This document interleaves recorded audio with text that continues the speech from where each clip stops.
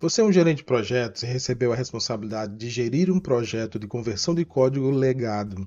De que forma garantir que o código gerado pelo modelo de IA generativa que você e sua equipe resolveram utilizar para fazer a conversão vai realmente funcionar na migração de código de uma linguagem de programação mais antiga para uma linguagem de programação mais recente, com mais recursos e mais segurança do ponto de vista do consumo de memória? Como garantir que essa conversão vai acontecer da forma correta? Para quem não me conhece, eu sou o Jefferson Barbosa, sou gerente de projetos, esse é o podcast Valor Agregado.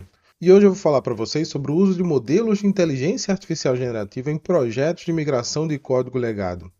Primeiramente, para quem não sabe o que significa código legado, o código-fonte legado é um código que foi escrito há algum tempo e que pode não ser mais compatível com padrões atuais de programação. Esse código pode ser difícil de ler, difícil de entender e manter, e pode não ser compatível com ferramentas e bibliotecas mais recentes. E principalmente, nesse código legado pode haver questões relacionadas à segurança no quesito de acesso à memória. Quando eu digo segurança, eu quero dizer um código-fonte que não permita erros ou vazamento de memória que resultem em ataques cibernéticos, como ataques de buffer overflow. A Agência de Projetos de Pesquisa Avançada e Defesa dos Estados Unidos, a DARPA, é uma agência do Departamento de Defesa dos Estados Unidos responsável pelo desenvolvimento de novas tecnologias para uso militar. A DARPA, para vocês terem uma ideia, tem sido responsável por uma série de inovações tecnológicas importantes, incluindo a internet e o GPS. Existe um projeto da DARPA que é o Tractor. Tractor é a sigla em inglês para Translating All C to Rust Project, ou seja, traduzir todo o projeto, todo o código em C para código em Rust. No final das contas, Tractor é um motor de conversão de código programático. Eu vou deixar aqui na descrição desse episódio, desse podcast, o link para a notícia em que eu encontrei que fala mais, traz mais informações sobre o Tractor. O motivo para fazer isso é a segurança na alocação de memória. Bugs de memória, como estouros de buffer overflow, como eu falei logo no início, são responsáveis pela maioria das principais vulnerabilidades em grandes bases de código.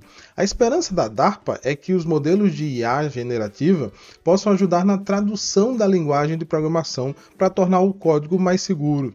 Se você não é programador e está se perguntando qual é o problema com C e qual é o problema com C++, que forçaria um projeto de migração de código, o problema é o gerenciamento manual de memória.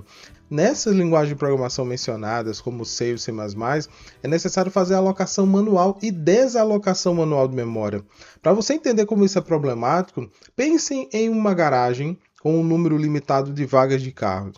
Se os carros que são os dados forem estacionados sem se preocupar com as vagas disponíveis, a alocação, e aí estou falando que aí é a alocação de memória, eventualmente um carro vai tentar ocupar um espaço que já foi ocupado ou estacionar fora dos limites do estacionamento, causando um acidente.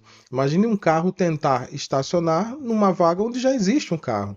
Da mesma forma, quando a memória é mal gerenciada, dados podem ser gravados em locais errados, ou seja, carros estacionados em lugar errado, corrompendo informações ou causando falhas no programa, prejuízos materiais.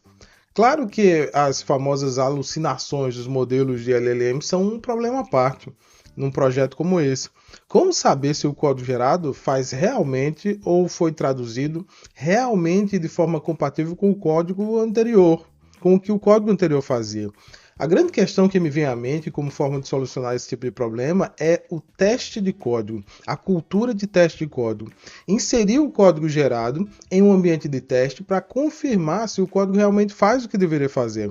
Na minha própria experiência usando o ChatGPT para geração de código, às vezes em que eu solicitei ao ChatGPT que gerasse código, algo não funcionou da forma como eu esperava. O que é que acontecia? Eu pegava o erro, voltava para o ChatGPT, entregava ele gerava um novo código, que eu tentava novamente, esse código gerava um novo erro, voltava para o ChatGPT, ele pedia desculpas, pelo menos isso, gerava um novo código e assim de forma indefinida. O código ia ficando cada vez mais complexo. Para a gente ter uma ideia do grau de dificuldade que existe hoje para migrar código legado, imagine que se a DARPA, que tem um orçamento milionário em dólar, precisa de um projeto como esse, é porque não é uma tarefa fácil, né? Não é uma tarefa trivial. Não é uma tarefa trivial, mas, e aqui tem um grande mais, do ponto de vista de negócio, representa uma oportunidade para quem tiver interesse em aproveitá-la. A dificuldade está no fato de que projetos mais antigos como esses desenvolvidos em C, C++ ou COBOL não têm a cultura da geração de teste, não tinham a cultura da geração de teste, nem testes unitários, nem teste de integração ou nada equivalente. Mas você pode estar se perguntando, mas o software não era testado? É claro que o software era testado, mas de uma forma muito diferente da forma como os testes são feitos hoje em dia. As estruturas utilizadas nas linguagens, vamos chamar de os blocos de construção da linguagem, eram diferentes. Os tijolos de construção da linguagem eram diferentes. Ok, mas e de que forma uma IA que faça tradução de código pode ajudar no processo do gerenciamento de projetos ou no dia a dia do gerenciamento de projetos? Eu consigo pensar que uma IA dessa pode fazer a tradução de documentos como termos de referência ou carta de abertura de projetos de um formato mais simples para algo mais normatizado, algo mais dentro dos padrões do PMI, para aqueles gerentes de projetos que, por exemplo, precisam atualizar ou precisam utilizar o PMBOK como alguma referência para atender uma necessidade de uma licitação, por exemplo, que exige que toda a documentação, todos os artefatos dos projetos contratados estejam no formato do PMI, do PMBOK, que acaba sendo uma metodologia, uma estrutura mais conhecida.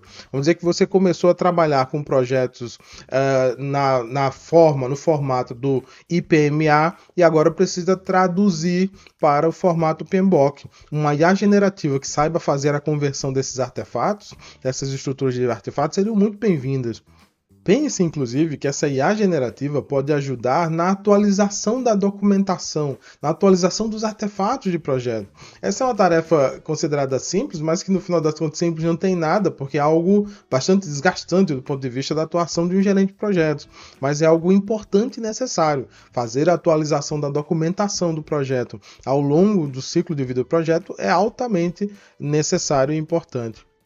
Para finalizar esse episódio, passando um pouco do como o processo de criação de um modelo de IA acontece para poder fazer essa tradução, isso funciona da seguinte forma. Apresenta-se um modelo de IA generativa como o GPT, que está por trás do ChatGPT, ou um modelo aberto, na verdade, como o Llama da Meta. Apresenta-se esse modelo inúmeros exemplos de código-fonte legado e sua respectiva migração para o código-fonte novo, feito em uma linguagem como Rust, ou uma linguagem como Java, por exemplo, ou uma linguagem como Python. Pega-se o código Alô Mundo, que é o primeiro programa feito por todos os programadores, pega-se o código-fonte Alô Mundo na linguagem C, e uma versão do Alô Mundo na linguagem Rust, ou na linguagem Python, ou na linguagem Java. Inúmeros exemplos são apresentados dessa forma, de maneira que após apresentar milhões de exemplos, o modelo vai aprender a inferir quais são as estruturas que relacionam a linguagem de programação com a outra. Apresenta-se a estrutura de código usando estruturas condicionais em C, estruturas condicionais em Rust ou Java, estruturas de repetição em C, estruturas de repetição em Rust, Java ou Python. E assim você vai explicando para o modelo, apresentando para o modelo uma versão do código legado, uma estrutura na versão do código legado e uma estrutura na versão do código novo, do código mais recente. O modelo, como eu disse, vai aprendendo, vai inferindo, vai relacionando essas estruturas e a conclusão disso é que ele vai saber converter o código legado para o código para uma linguagem nova, uma linguagem mais recente, novamente com estruturas diferenciadas e com mais segurança. Falei isso de forma muito simples para a compreensão, mas é claro que o processo é bem mais complexo do que isso.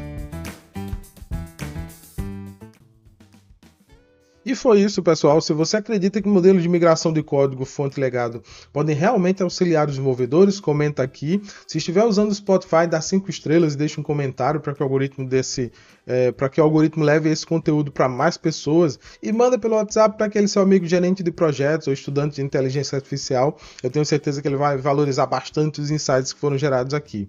Se você estiver escutando pelo YouTube e gostou desse conteúdo, se inscreve no canal, deixa um like e compartilha entre os seus contatos. Forte abraço e até o próximo episódio.